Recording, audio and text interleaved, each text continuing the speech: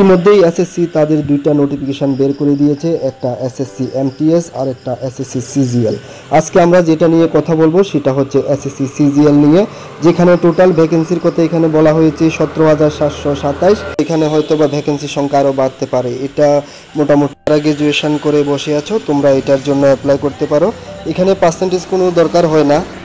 Brief ইনফরমেশনে আমরা দেখতেই পাচ্ছি গ্রুপ বি এবং সি পোস্টে লোক নেবে, যেখানে এক দুইটা পোস্টে হয়তো বা 60% মার্ক চাইবে ওরা, আর বাকিগুলির মধ্যে কোনো পার্সেন্টেজের দরকার নেই, তোমরা অনলাইন অ্যাপ্লিকেশান করতেই পারো। এই পরীক্ষায় আমরা যদি অ্যাপ্লিকেশান ফির কথা বলি, এটা খুবই সামান্য, মাত্র 100 টাকা, তাও শুধু যারা জেনারেল বয়েস আছে তাদের জন্য। আর বাকি SC ST women x service PWD তাদের ফিয়ের কোনো প্রয়োজন নেই। অ্যাপ্লিকেশান ফি পেমেন্ট মোডের কথা বলতে গেলে এসএসসি এখানে সব ধরনের পেমেন্ট মোডই অ্যাকসেপ্ট করছে, ভীম, ইউপিআই, নেট ব্যাঙ্কিং, রুপে কার্ড, ভিসা কার্ড। এবার আমরা দেখব কিছু important dates. SSC CGL online application শুরু হবে 24/6/2024, আর এটার লাস্ট ডেট হচ্ছে 24/7/2024। অনলাইন ফি পেমেন্টের লাস্ট ডেট হচ্ছে 25/7/2024। আর যদি তোমাদের অ্যাপ্লিকেশান কারেকশান বা পেমেন্ট কারেকশান করতে চাও, এটার জন্য ডেট থাকছে 10/8/2024 টু 11/8/2024 পর্যন্ত। এসএসসি সিজিএল পরীক্ষা দুইটি স্তরে সম্পন্ন হয়।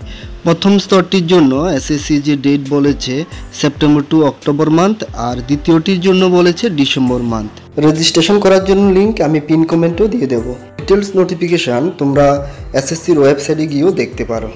রেজিস্ট্রেশন লিঙ্কে ক্লিক করলেই তোমাদের মোবাইল বা কম্পিউটারে দেখবে এমন একটা পেজ আসবে।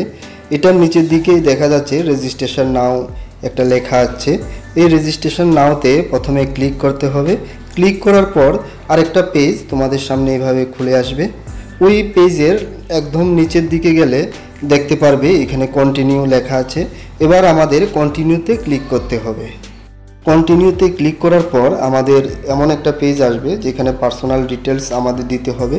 সবগুলি দিয়ে আমরা যখন আবার সেভ নেক্সটে দেব, তারপর স্টেপ বাই স্টেপ আমরা সব ডিটেলস দিয়ে আমাদের রেজিস্ট্রেশন কমপ্লিট করব এবং অনলাইন ফর্ম ফিল আপটা কমপ্লিট করে নেব।